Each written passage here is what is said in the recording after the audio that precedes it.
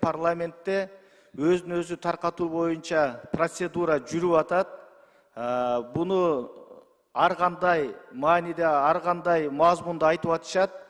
Мен тактап төрага катары айтып коеюн. Урматтуу депутаттар, баш мыйзамга ылайык жогорку кеңештин аракеттеги парламентти таркатууга эч бир сырткы күчтүн же болбосо президенттин же бир аткаруу бийлигинин эч кандай мыйзам боюнча укугу жок. Парламент өзүн өзү гана тарката алат. Биздин бүгүнкү күндө парламентте жүйөлүү себеп менен негиздерди келтирип, атайын демилге тобу түзүлүп, демилге тобу менин дарегиме төрага катары кайрылууну беришти. Массалык маалымат каражаттарынан окуп атасыздар, көрүп атасыздар, 32 депутат кол койгон. Мен ал кагазды кайрылууну алгандан кийин бардык процедуралардын негизинде тапшырмаларды берип, иш жүрүп жатат. Мен ошол демилгечи топтун жүйөлөрүн, негиздерин толук окуп чыктым, тааныштым. Жүйөлөрү негиздүү. Өзүңүздөр билесиздер, 2027 жылдын январь айында биз президенттик шайлоонун датасын бекиткенбиз, январь айынын акыркы жекшембиси деп. Андыктан биздин кезектеги шайлоо эмдиги жылы 26 жылы ноябрдын аягында өтүш керек болчу. Бирок биз парламенттик шайлоо ноябрга өтө турган болсо, август айында президенттин жарлыгы чыгыш керек. Андан сырткары президенттик шайлоо январда өтө турган болгондуктан биз октябрь айында парламент президенттик датаны бекитип беришибиз керек. Ошондо практикалык негизде караганда эки шайлоо параллельный өтөт экен да. Мындай чоң маанидеги эң негизги шайлоолордун бир эле учурда биринин артынан бири же болбосо экөөнүн катар өткөрүш, бул өзүңүздөр билесиздер, саясий жактан да, экономикалык жактан дагы бир топ маселе жаратат. Андыктан бул абдан негиздүү деп ойлойм. Экинчиси, башкы шайлоо өткөрө турган орган, борбордук шайлоо комиссиясы дагы негиздеп атат. Техникалык жактан эле эмес, физикалык жактан дагы бул оор маселе болот. Андыктан биз сөзсүз түрдө же президенттик шайлоону, же парламенттик шайлоону мөөнөтүнөн мурда өткөрүшүбүз бул негиздүү болмок. Андыктан биз парламенттин демилгечи тобу парламенттик шайлоону кезексиз өткөрүүнү демилгелеп чыкты. Бул туура деп ойлойм. Андыктан коомчулукта ар кандай бүгүнкү 7-чакырылыштагы парламенттин дарегине сын пикирлерди айтып атат.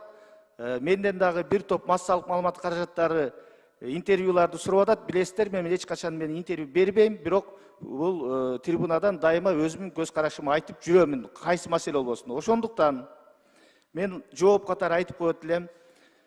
Бардыгы эрте бул процедура аягына чыгыш керек. Буну парламент чечет. Жогорку кеңеште өз мөөнөтүндө бул маселе каралат. Каралганда жогорку кеңештин жалпы депутаттардын чечимине жараша болот. Андыктан мындай арабанын алдына түшүп алып чуркаган негизсиз деп ойлойм. Бул бир. Экинчиси, бүгүнкү парламентте ушул демилгени көтөргөн депутаттар, же болбосо ошол кезекчи шайлоону колдогон депутаттар шайлоого барганга кандай моралдык укугу болобу, болбойбу деген маселелерди айтып атат. Мен айтат элем, ачык айтканда, кээ бир айрым ушундай бир бузуку ой менен коомдун, элдин, өлкөнүн тынчтыгын, ынтымагын ойлобой, жеке кызыкчылык менен ушундай бир кычаштырган сөздөрдү жазуу, айтуу бул акылга сыйбайт. Эгерде ошончолук эле сындай турган болсо, элдин таразасын көрө турган болсо, мен айтат элем, ошо коомчулуктагы айтып аткан тез пикирлерге барыңыздар, шайлоого катышыңыздар. Эл баасын берет. Элден өткөн тараза жок.